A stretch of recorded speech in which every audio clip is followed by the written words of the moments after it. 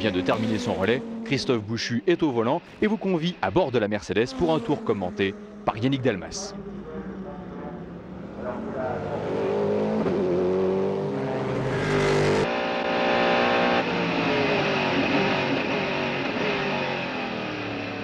La chicane de Dunlop, donc là c'est une partie quand même c'est assez glissant. Donc là dans le trafic, bien faire attention à sa trajectoire forcément.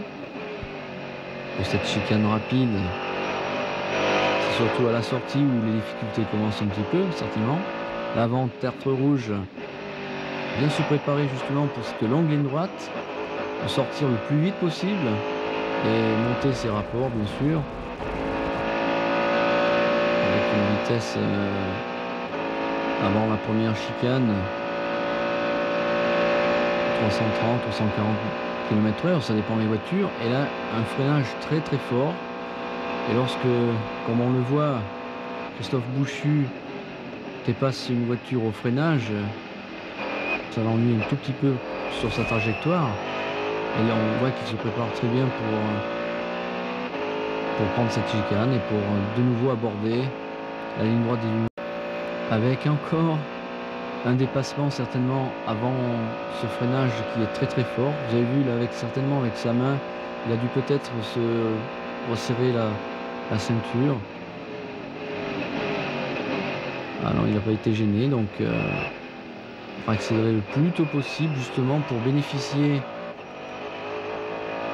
cette ligne droite, pour dépasser la voiture avant la bosse des Hunaudières, surtout pas derrière la voiture, bien se dégager. Et là je crois que c'est le freinage le plus difficile du circuit, donc voilà, un petit peu bosselé jusqu'en deuxième. Donc de 340 vous arrivez à 70 km/h pour cette épingle, c'est une très très grosse décélération. Et puis là de nouveau, là je crois que c'est une partie du circuit aussi qui est très excitant. Il a fini de passer son 6e rapport. Il est arrivé à 340 km/h pour une très gros freinage pour Indianapolis. C'est très excitant cette partie du circuit, très très fort. Je crois qu'il arrive derrière une Toyota. Donc partie aussi très vicieuse à cet endroit-là, avec très peu d'adhérence, très glissant. Donc c'est facile de se faire piéger. Nous arrivons à la courbe Porsche, et là je pense que on voit vraiment la qualité de notre voiture à partir d'ici.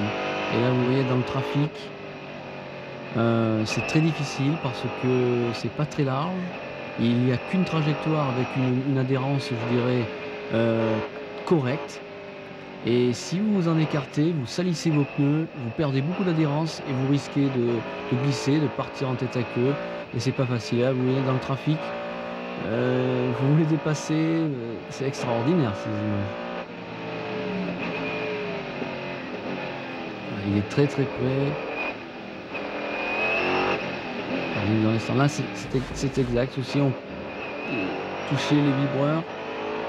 C'est très difficile parce qu'on a de grosses secousses violentes dans la voiture.